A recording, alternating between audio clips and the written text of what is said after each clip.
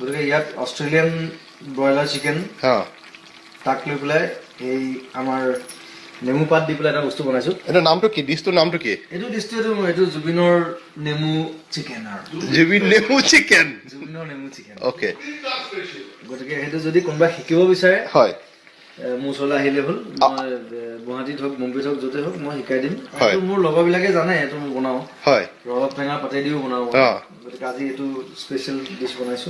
মানে এইটো আজি কিবা স্পেচিয়েল কাৰণটো কি? মানে আপুনি অষ্ট্ৰেলিয়াত প্ৰথমবাৰ আহিছো কাৰণে এটা স্পেচিয়েল ডিছ বনাইছে আপুনি। ডন ব্ৰেডমেনক মনত পেলাই ব্ৰেডমেনক নেমু চিকেন বনাইছো। নেমু চিকেন, ঠিক আছে। আৰু এটা ক'ব পাৰিব নেকি নেমুটো কোনটো প্ৰজাতিৰ নেমু? এইটো প্ৰজাতিটো মই ধৰিব পৰা নাই, কিন্তু পাতটো গোমটো চিনি পাইছো। পাতটো গোমটো আপোনাৰ কি পাত যেন লাগিছে আপোনাৰ? এইটো মানে এতিয়া কোনোবা এজনে কৈ বোলে কাজি নেমুটো অলপ বেলেগ গোন্ধায়। ইয়াৰ গোন্ধটো অলপ বেলেগ। এইটো কি সাইজটো বেলেগ, ডাঙৰ।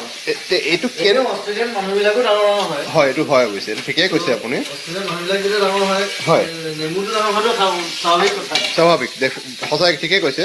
কিন্তু আপুনি এইটো ক'ব নেকি যে এই সৰু আদা চব ডাঙৰ, মানুহো ডাঙৰ ইয়াতে। গতিকে এই অষ্ট্ৰেলিয়াত আৰু গান গাবলৈ মাতি পঠাইছে এওঁলোকে।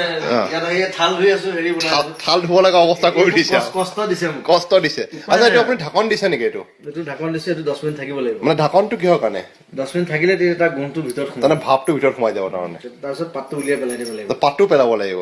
তাৰপিছত আপুনি আৰু কিবা বিশেষ সৰঞ্জাম দিব নেকি? সৰঞ্জাম কিবা বেলেগ ধৰণৰ স্পাইচেছ? মেৰিনেটটো মই কৰি নিদিলো, সেইটো শিকিব লাগিব।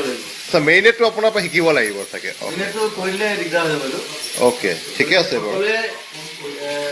মাংস খাওক নেমু পাত লৈ। হয়, আৰু নেমু পাতটোৱে খুব সুন্দৰ এটা গোন্ধ এটা দিয়ে। হয়। আৰু